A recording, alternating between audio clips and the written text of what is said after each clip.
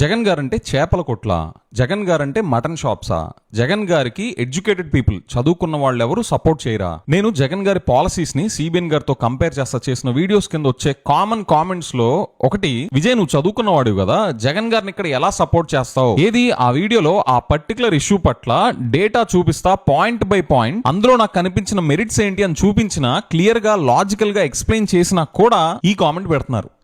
ఎందుకని జగన్ గారి మీద పర్సెప్షన్ క్రియేట్ అయింది? ఎందుకని జగన్ గారు అంటే ఫిష్ స్టాల్స్, మటన్ షాప్స్ అనే పర్సెప్షన్ క్రియేట్ అయింది? అసలు క్రియేట్ అయిందా లేదా క్రియేట్ కానిది క్రియేట్ అయిందని క్రియేట్ చేశారా? ఫ్యాక్ట్స్ తో డేటాతో దీన్ని బ్రేక్ డౌన్ చేద్దాం ఎపిసోడ్ లో. ఎందుకని ఇది మనం అందరం డిస్కస్ చేసుకోవడం ఇంపార్టెంట్ తెలుసా? ఆంధ్ర డెవలప్మెంట్ కావాలని మీలాగా నాలా కొంతమంది కోరుకుంటాం, కానీ డెవలప్మెంట్ అని చెప్పి డిస్ట్రక్షన్ చేస్తా, ఈ డిస్ట్రక్షనే డెవలప్మెంట్ అని కలరిస్తా స్టేట్ ని ఎలా గుల్ల చేస్తారు అనే మెకానిక్స్ ని, దాని వెనక జరుగుతున్న ప్రిసైజ్ ఇంజనీరింగ్ ని మనం తెలుసుకోవాలి. దానికి జగన్ గారు ఎలా బలైపోయారు అని ఎపిసోడ్ లో డీకన్స్ట్రక్ట్ చేద్దాం. దానికి ఒక చిన్న ఎగ్జాంపుల్ చెప్తా, షాక్ అయిపోతారు. ఇన్ఫాక్ట్ మీకు ఛాలెంజ్ చేస్తున్నా, ఈ ఎపిసోడ్ చూసాక కూడా మీరు ఎవరైతే Jagan guarantee mutton shops, fish stalls, చేపల కొట్లు, రొయ్యల షాప్స్ అంటున్నారో, చదువుకున్న వాళ్ళు ఎవరైనా జగన్ గారికి సపోర్ట్ చేస్తారా? విజయ్ నువ్వు చదువుకున్నావు కదా, ఎలా సపోర్ట్ చేస్తున్నావు జగన్ గారికి ఈ ఇష్యూలో ఆ ఇష్యూలో అని అన్న వాళ్ళందరూ ఈ ఎపిసోడ్ చూశాక అవే మాటలనండి చూద్దాం. It's my challenge. Hi, this is Vijay kesari and welcome to Andhra Podcaster, where we discuss questions, perspectives and possibilities focused on development of Andhra.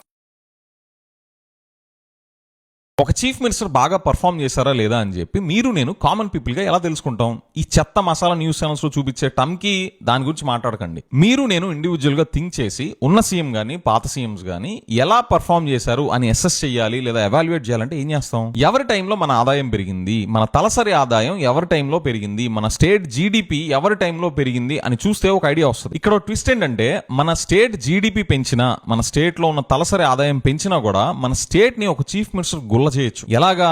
కేవలం కొద్ది మందికే బెనిఫిట్స్ అన్ని వెళ్లేలాగా చేసి స్టేట్ ని గుల్ల చేసి యావరేజెస్ ని స్క్యూ చేసి ఈ జిఎస్డిపి, పర్ క్యాపిటల్ ఇన్కమ్, ఈ మెట్రిక్స్ అన్ని పాజిటివ్ గా చూపించచ్చు. మనం హిస్టరీలో ఇలాంటి వాళ్ళని ఎంతో మందిని చూస్తున్నాం కూడా. కానీ ఒక చీఫ్ మినిస్టర్ నిజంగా ఒక విజన్ తో పనిచేశారా, మన స్టేట్ డెవలప్ అయ్యే వైపు అడుగులు వేశారా అని తెలుసుకోవాలంటే వాటికి కొన్ని వేరే మార్గాల్లో వాటిని కనిపెట్టచ్చు. అందులో ఒకటి, మన చీఫ్ మినిస్టర్ డీల్స్ ని ఎలా స్ట్రక్చర్ చేశారు. మన ఏపీ గవర్నమెంట్ తో ఒప్పందాలు చేసుకోవడానికి కంపెనీస్ అవ్వచ్చు, ఇన్వెస్టర్స్ అవ్వచ్చు, బోలెడు మంది వస్తూ ఉంటారు. వాళ్ళతో మన ఏపీ గవర్నమెంట్ కి వాళ్ళతో ఎలాంటి డీల్స్ సెట్ చేశారు, డీల్స్ ని ఎలా స్ట్రక్చర్ చేశారు అనేది చూస్తే ఒక చీఫ్ మినిస్టర్ కు ఉన్న రియల్ విజన్, రియల్ స్టామినా ఏంటో చాలా క్లియర్ గా కనిపిస్తుంది. కానీ ఇది అంత ఆషామాషి విషయం కాదు. స్టేట్ ఇంట్రెస్ట్ ని ప్రొటెక్ట్ చేస్తా, స్టేట్ లో ఉన్న పబ్లిక్ ఇంట్రెస్ట్ ని ప్రొటెక్ట్ చేస్తా, ఇన్వెస్టర్స్ కూడా అట్రాక్టివ్ గా, వాళ్ళకి ఫేవరబుల్ గా డీల్స్ ని స్ట్రక్చర్ చేయడం అనేది చెప్పినంత ఈజీ కాదు. మీరు నేను ఇన్వెస్ట్ చేస్తున్నాం అనుకోండి, మనకి గవర్నమెంట్ ఎన్ని బెనిఫిట్స్ ఇస్తే మనం అంత ఇంట్రెస్ట్ తో ముందుకు వస్తాం. అందుకని లెక్క పత్తా లేకుండా స్టేట్ గవర్నమెంట్ మనకి ఇన్సెంటివ్స్ ఇచ్చేసింది అనుకోండి,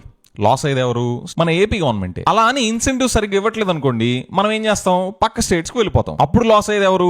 మన ఏపీ గవర్నమెంట్. సో ఎంత ఇన్సెంటివ్స్ ఇస్తా, ఎంత తక్కువ నష్టం స్టేట్ గవర్నమెంట్ కి చేస్తా, ఇన్వెస్టర్స్ కి కూడా ఫేవరబుల్ గా చేస్తా, వాళ్ళతో ఇన్వెస్ట్ చేయించడం అనేది అంత ఆషామాషి విషయం కాదు. ఆ బ్యాలెన్స్ మెయింటైన్ చేయడం ఈజీ కాదు. This applies to any chief minister. మరి ఇంత కత్తి మీద సాము లాంటి వ్యవహారంలో జగన్ గారి స్టామినా ఏంటి, సిబిఎన్ గారి స్టామినా ఏంటి అని ఒక చిన్న ఎగ్జాంపుల్ తో చూద్దాం. ఇదేంటంటే, జగన్ గారి టైంలో అదానీతో డేటా సెంటర్ పెట్టడానికి చేసుకున్న డీల్. ఈ డీల్ స్ట్రక్చర్ మొత్తం ఈ జియోలో ఉంది. ఇందులో మన స్టేట్ ఇంట్రెస్ట్ ని ఎట్లా ప్రొటెక్ట్ చేశారో ఒక 3 పారామీటర్స్ లో చూద్దాం. Investment size, job commitments and additional commitments. చూడండి, అదానీ గ్రూప్ తో మన స్టేట్ గవర్నమెంట్ జగన్ గారి టైంలో చేసుకున్న ఒప్పందంలో 200 గిగావాట్స్ డేటా సెంటర్ పెట్టడానికి investment size 14,634 crores and committed direct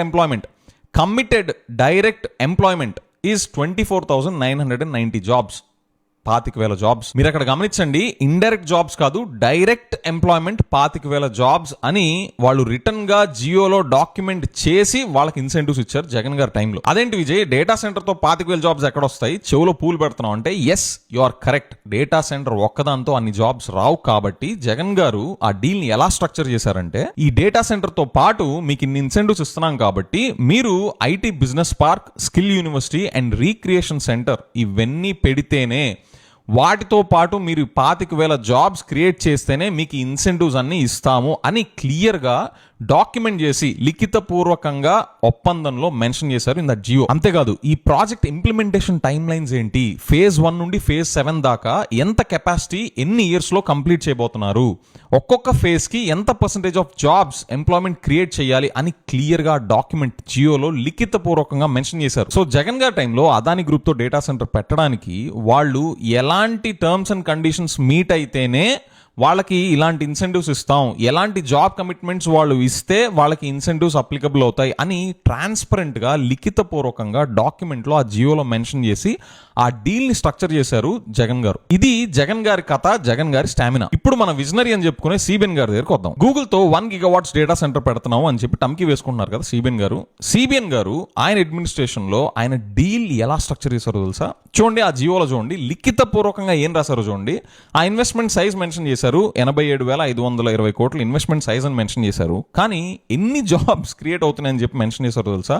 CBN గారికి తెలియదు, ఆయన సన్ లోకేష్ గారికి కూడా తెలియదు. చూడండి, ఎక్కడ కూడా significant indirect employment across elite sectors అన్నారు కానీ డైరెక్ట్ ఎంప్లాయ్మెంట్ గురించి చెప్పలా, కనీసం ఆ ఇండైరెక్ట్ ఎంప్లాయ్మెంట్ జాబ్స్ ఎన్నో కూడా వాళ్ళు చెప్పలేకపోయారు. కానీ క్యాజువల్ గా మీడియా ఇంటరాక్షన్స్ లో లోకేష్ గారు చెప్పారు ఏంటి, ఈ 1 GW డేటా సెంటర్ వల్ల 1.8 lakhs అప్రాక్సిమేట్లీ జాబ్స్ క్రియేట్ అయ్యే పొటెన్షియల్ ఉంది, దీనివల్ల 25x మల్టీప్లేయర్ ఎఫెక్ట్ క్రియేట్ అయ్యింది అని కూడా చెప్పారు. అది ఎలా ఉందంటే లాస్ట్ జగన్ గారి టైంలో 5 years లో 14 లక్షల కోట్లు అప్పు చేశారు అని ఎట్లాగైతే టమ్కి వేసి ప్రచారం చేశారో ఇది కూడా సేమ్ అట్లానే ఉంది. వాళ్ళు చెప్తున్న నెంబర్స్ కి ఒక శాంక్టిటీ లేదు, ఒక డాక్యుమెంటెడ్ ఎవిడెన్స్ లేదు. ఎందుకని విజనరీ అని చెప్పుకునే సిబిఎన్ గారు జగన్ గారి లాగా లిఖితపూర్వకంగా డాక్యుమెంట్ లో ఎందుకు మెన్షన్ చేయలేకపోయారు ఈ నెంబర్స్ అన్ని? కానీ ఎంత బెనిఫిట్స్ ఇస్తున్నారు? 22,000 కోట్ల పైనే బెనిఫిట్స్ ఇప్పుడు ఈ గూగుల్ సంస్థకి ఇస్తున్నారు. ఏం కమిట్మెంట్స్ తీసుకొని ఇన్ని బెనిఫిట్స్ ఇస్తున్నారో ఎక్కడా డాక్యుమెంట్ చేయాలి. చూసారుగా, సిగ్నిఫికెంట్ ఇండైరెక్ట్ జాబ్స్ అన్నారు. అంటే 1 అవ్వచ్చు, 20 అవ్వచ్చు, 200 అవ్వచ్చు, మనకు తెలియదు. ఎక్కడన్నా జగన్ గారి లాగా డీల్ స్ట్రక్చర్ లో మెచ్యూరిటీ కనిపించిందా?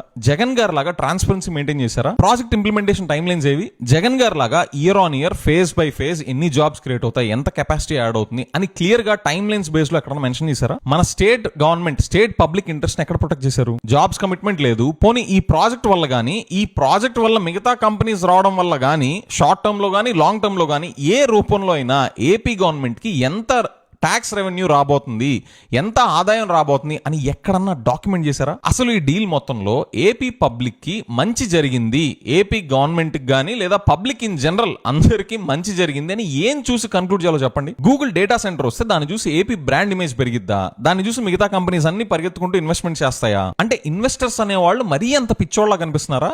గూగుల్ పెట్టింది డెవలప్మెంట్ సెంటరా, డేటా సెంటరా అని కూడా చూసుకోకుండా వాళ్ళు కష్టపడి సంపాదించిన డబ్బుని జస్ట్ గూగుల్ వచ్చింది కదా మనం కూడా డబ్బులు పెట్టేద్దాం అని చెప్పి ఇన్వెస్టర్స్ వస్తారా? గుడ్డిగా బిహేవ్ చేయడానికి ఇన్వెస్టర్స్ ఏమన్నా మనలాంటి వాళ్ళ? ఫేక్ ప్రాపగాండాస్ చేసినా, ఆధారాలు లేకుండా మాట్లాడినా, డేటా లేకుండా కహానీలు చెప్పినా, మెరిట్స్ లేకపోయినా గుడ్డిగా నమ్మేది మీలాగా నాలాగా కామన్ పీపుల్. వాళ్ళు ఇన్వెస్టర్స్ చెవులో పూలు పెట్టించుకునే వాళ్ళు కాదు. ఇది ఒక్కడిలే కాదు, జగన్ గారు పవర్ పర్చేస్ అగ్రిమెంట్ సైన్ చేసుకుంటే దాన్ని స్కామ్ అనేశారు. ఏపీ హిస్టరీలోనే ఎప్పుడూ లేనంతగా చీపెస్ట్ రేట్ కి 2.49 రూపీస్ కి పవర్ కొనడం ఎవరి వల్ల అయినా సాధ్యమైందా? సిబిఎన్ గారి 16 years చీఫ్ మినిస్టర్ గా ఉన్న 16 years పీరియడ్ లో ఇంత చీపెస్ట్ రేట్ కి పవర్ కొనడం ఆయన తరం అయిందా? లోకేష్ గారు, మీరు ఇన్వెస్టర్స్ కి మన స్టేట్ గురించి చెప్పేటప్పుడు 4th point లో చీపెస్ట్ పవర్ అని చెప్తున్నారు కదా, ఆ చీపెస్ట్ పవర్ ఎలా సాధ్యమైంది సార్? ఆ 2.49 రూపీస్ పవర్ పర్చేస్ అగ్రిమెంట్ ఏమన్నా మీ ఫాదర్ సిబిఎన్ గారు చేశారని కలగన్నారా? నిద్ర లేగండి సార్, అది చేసింది సిబిఎన్ గారు కాదు, జగన్ గారు. మీ ఫాదర్ లైఫ్ టైమ్ లో చేయలేపారు అలాంటి డీల్ ని. 1 lakh crores పైగా ఏపీ గవర్నమెంట్ కి సేవింగ్స్ వస్తాయి from that deal in the coming years. అలాంటి డీల్ ని కిరీటంలా పెట్టుకొని మీరు ఇన్వెస్టర్స్ దగ్గరికి వెళ్తా గర్వంగా చెప్పుకుంటుంటే దాన్ని కూడా మీరు స్కామ్ అనేశారు. అండ్ ఇప్పుడు ఈ గూగుల్ వాళ్ళు ఎవరైతే ఈ 1 GW డేటా సెంటర్ పెడుతున్నారో అదేం వాళ్ళు డైరెక్ట్ గా పెట్టట్లా, అదాని గ్రూప్ తో కొలాబరేషన్ లో వాళ్ళు పెడుతున్నారు. అదానికి ఈ గూగుల్ డేటా సెంటర్ కి అసలు సంబంధం లేదని చెప్పడం చూసారు మీరు ఎక్కడ ఇప్పుడు సిబిఎన్ గారు. మరి ఇప్పుడు మీ లెక్కలోనే స్కామ్ చేసిన వాళ్ళతోనే ఇలాంటి డీల్స్ ఎలా సైన్ చేసుకుంటున్నారు సార్? పైగా దాని గురించి ఎంత టమ్కి వేస్తున్నారు మీరు? ఈ డేటా సెంటర్స్ అనే కాదు, ప్రోటీన్ ఫుడ్ తినండి, ప్రోటీన్స్ ఉండే ఫుడ్ తినండి అని చెప్పి సిబిఎన్ గారు యాడ్ చేయడం, దాన్ని చూపించి టమ్కి వేసుకోవడం మనం చూస్తా ఉన్నాం. మరి జగన్ గారి టైంలో ఫిష్, ఆక్వా ప్రొడక్ట్స్ కి స్టాల్స్ పెట్టారు. దాని నుంచి కొనుక్కొని జనాలు తినేది ప్రోటీన్ అవదా? అది తింటే జనాలకు హెల్త్ పెరగదా? వాటి వల్ల ఆక్వాకల్చర్ సెక్టర్ బూస్ట్ అవ్వదా? ఆక్వాకల్చర్ మీద ఎంత డిపెండ్ అవుతున్న స్టేట్ మనం? ఇండియాలోనే హైయెస్ట్ ష్రింప్ ప్రొడ్యూసింగ్ స్టేట్ మన Andhra Pradesh. We contribute to almost 70% of total India's shrimp production. అలాంటి సెక్టర్ కి రీటైల్ సైడ్ నుంచి డిమాండ్ బూస్ట్ చేస్తా స్టాల్స్ పెడితే, పబ్లిక్ లో ప్రోటీన్ కన్సంప్షన్ పెరిగేలాగా చేస్తే, జగన్ అంటే చేపల కొట్లు, జగన్ అంటే మటన్ షాప్సా? నాన్ వెజ్ లేకుండా వారం ఉన్నట్టు చూద్దాం.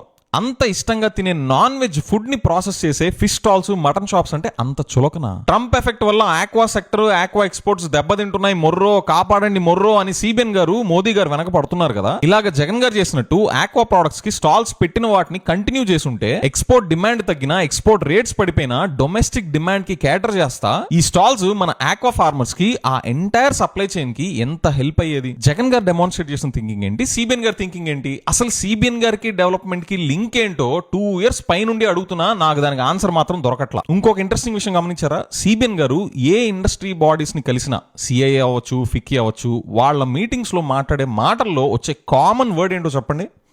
పోర్ట్స్. 3 times సీఎం గా ఉన్న సిబిఎన్ గారు పోర్ట్స్ మీద ఎంత ఫోకస్ పెట్టారు, 1 time సీఎం గా ఉన్న జగన్ గారు పోర్ట్స్ మీద ఎంత ఫోకస్ పెట్టారు? జగన్ గారు ఎంత ఫోకస్ పెట్టారంటే ఆయన ఒక్క టర్మ్ లో, ఇప్పుడు సిబిఎన్ గారు పోర్ట్స్ మీద ఫోకస్ పెట్టకపోతే పబ్లిక్ ఊరుకునే పరిస్థితిలో లేరు. పబ్లిక్కే కాదు, ఈవెన్ ఇండస్ట్రీస్ ఆల్సో. ఇంకా గవర్నమెంట్ మెడికల్ కాలేజ్ మీద, మెడికల్ ఎడ్యుకేషన్ మీద, హెల్త్ కేర్ మీద సిబిఎన్ గారు ఎంత ఫోకస్ పెట్టారో దాని గురించి మనం ఎంత తక్కువ మాట్లాడుకుంటే అంత మంచిది. హెల్త్ కేర్ లో సిబిఎన్ గారు అంత డిజాస్టర్స్ ట్రాక్ రికార్డ్ నాకు తెలిసి ఇండియాలో ఏ చీఫ్ మినిస్టర్ కి ఉండదు. కంపేరింగ్ హిమ్ విత్ జగన్ గారు is just a waste of time. ఇక్కడ జోక్ ఏంటో తెలుసా, జగన్ గారు ఆయన టైంలో ఎన్ని మెడికల్ కాలేజెస్ కట్టారు అనేది మన స్టేట్ లో చాలా మంది తెలియదు. మొన్న ఏదో రీసెంట్ గా సిబిఎన్ గారు గవర్నమెంట్ కాలేజ్ ని ప్రైవేటైజ్ చేసేస్తున్నారు అనే ఇష్యూ బయటికి రావడం వల్ల జగన్ గారు అసలు ఎన్ని ఇనిషియేట్ చేశారు, ఎన్ని ఫినిష్ అయ్యాయి, ఎన్ని అడ్మిషన్స్ ఆల్రెడీ అయిపోతున్నాయి అనే డీటెయిల్స్ బయటకు వచ్చాయి తప్ప అసలు జగన్ గారు ఎన్ని మెడికల్ కాలేజ్ కట్టారో నాకు తెలిసి ఇప్పటికి కూడా మన స్టేట్ లో చాలా మందికి తెలియదు, అట్లీస్ట్ ఇన్ మై సరౌండింగ్స్. కానీ Google data centre announcement just ఆ ఇనిషియేషన్ మీటింగ్ తర్వాత చూడండి పబ్లిసిటీ, అది అవ్వడానికి ఇంకో 5 years పట్టిద్ది.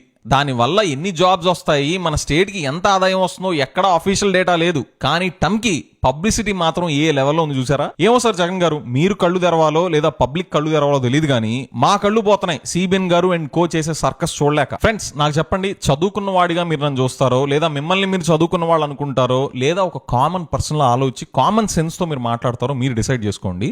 4th time చీఫ్ మినిస్టర్ గా ఉన్న సిబిఎన్ గారు 1 time చీఫ్ మినిస్టర్ గా చేసిన జగన్ గారితో ఏ పారామీటర్స్ లో బెటరో చెప్పండి చూద్దాం. జగన్ గారి రెజీమ్ లో ఆయన ఫ్రీబీస్ మీద ఓవర్ బోర్డ్ అయ్యారు అనేది నేను ఇప్పటికే అనుకుంటున్నాను. అండ్ దట్ టు జగన్ గారు ఇలాంటి పర్ఫార్మెన్స్ కోవిడ్ ని పెట్టుకొని మరీ డెలివరీ చేశారు. Especially look at his deal structuring man. అసలు జగన్ గారి దరిదాపులో ఉన్నారా సిబిఎన్ గారు? స్టేట్ ఇంట్రెస్ట్ ని ప్రొటెక్ట్ చేస్తా ఎంత క్లియర్ గా డాక్యుమెంట్ చేశారు జగన్ గారు. On the other hand look at who's calling himself as visionary. అసలు సిబిఎన్ గారు విజనరీగా 2014 నుండి ఇప్పటిదాకా అసలు ఏం చేశారు చెప్పండి? అసలు సిబిఎన్ గారికి డెవలప్మెంట్ కి లింక్ ఏంటి? ఇన్ని ఫ్యాక్ట్స్ ముందు పెట్టుకొని, ఇంత డేటా ముందు పెట్టుకొని, ఇన్ని డీల్స్ ని, ఇన్ని అగ్రిమెంట్స్ ని ముందు పెట్టుకొని జగన్ గారి పర్ఫార్మెన్స్ లో ఇన్ని మెరిట్స్ కనిపిస్తున్నా టాపిక్ బేస్డ్ గా నేను దాన్ని అప్రిషియేట్ చేయకూడదు అంటారా? అసలు ఒక చదువుకున్న వ్యక్తిగా కాదు, ఒక కామన్ పర్సన్ గా కళ్ళు తెరిచి చూస్తే ఇంత క్లియర్ గా కనిపిస్తున్నాయి కదా. అసలు అలా ఎలా కళ్ళు మూసుకోమంటున్నారు? ఎందుకు మూసుకోవాలి? చదువుకున్న వాళ్ళగా నువ్వు ఎలా సపోర్ట్ చేస్తున్నావా? ఇన్ఫాక్ట్ నాకు చాలా భయం, నేను ఒకవేళ ట్రాక్ తప్పి మా టీచర్స్ ఎప్పుడైనా చూసి మా డిస్కషన్స్ లో విజయ్ నువ్వు చదువుకున్న వాళ్ళ బిహేవ్ చేస్తున్నావా,